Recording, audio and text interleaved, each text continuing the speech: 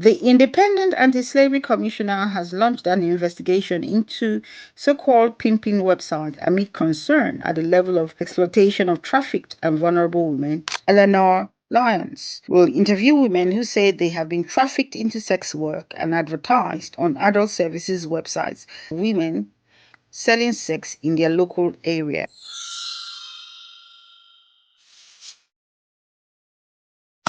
That's from The Guardian.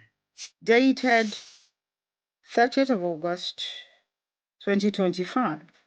By Amelia Gentleman. The Independent Anti-Slavery Commissioner has launched an investigation into so-called pimping website amid concern at the level of exploitation of trafficked and vulnerable women on those platforms. Eleanor Lyons will interview women who say they have been trafficked into sex work and advertised on adult services websites such as Viva Street that allow users to browse images and videos of women selling sex in their local area. The investigation follows on from a 2021 Scottish parliamentary study on commercial and sexual exploitation, which found that the ease and speed with which pimps and traffickers can now advertise their victims to potential customers has turbocharged the sex trafficking trade. Adult service websites where you can go online, type in your postcode, and find hundreds of women for sale a hotbed for trafficking, Lyons said. We will do a full call for evidence on why these websites are so damaging. At a bare minimum, they should be far more heavily regulated. The sites have a duty to report evidence of trafficking and exploitation to the police, but campaign groups have warned that police often fail to spot victims of exploitation. There is a really inconsistent approach by law enforcement around the country. There's often a real nervousness when it comes to interacting with women in those environments. Many of these women have a natural distrust of law enforcement and authorities, and they have often been told to have that distrust by the people that are exploiting the Lions said. Signs of potential trafficking might be seeing the same women advertised multiple times at different locations on or when the same phone number is used for different women, suggesting that someone is controlling their work. I find it shocking that there are websites where women are openly being advertised and they are so unregulated. I think the lack of awareness about adult service websites is alarming, particularly when we know there is a high correlation between women and girls who are sexually exploited and sexually trafficked who appear on these websites, Lyons said. The online world has massively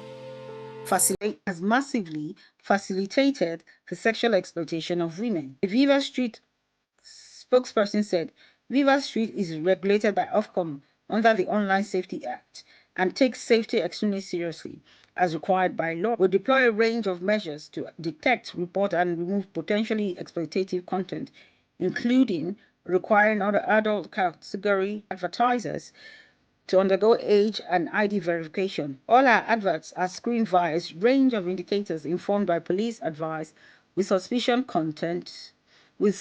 content referred proactively to a central policing unit. Some women work in the sex industry argue that the transition to advertising their services online has allowed them to work more safely and independently, enabling them to screen clients before meeting them. But Lyons said the shift has also made it harder for organizations to support exploited women. Previously, charity workers would have been able to work around areas where they knew that they may come across women and girls who were being sexually exploited on the street and reach out to them directly to provide them with care and offer them support. The internet means that a lot of this has gone online and is now happening behind closed doors in rented Airbnbs, in flats, in a much less visible form. So it's easier for traffickers to move victims around. An Ofcom spokesperson said the UK's Online Safety Act requires sites and apps to protect people from illegal content,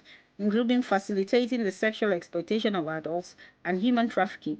We are closely scrutinizing companies' compliance with their duties. A group of 59 cross-party MPs signed an amendment to the Crime and Policing Bill earlier this year that would have made it a criminal offense to enable or profit from the prostitution of another person, including by operating a website hosting adverts for prostitution. The amendment was not put to a vote The Independent Anti-Slavery Commission's team will conduct interview in September and plan to publish their report shortly afterwards. Well, I think adult services should be banned. Although they say it's been regulated, although adult services are being regulated, I think enough has not been done. And that is why women and girls that are exploited or trafficked sexually cannot easily be detected. What do you think, listeners and viewers? Leave your comments and views via social media handles at Rising Above Shadows of Abuse or via email risingaboveshadowsofabuse@gmail.com. Thank you.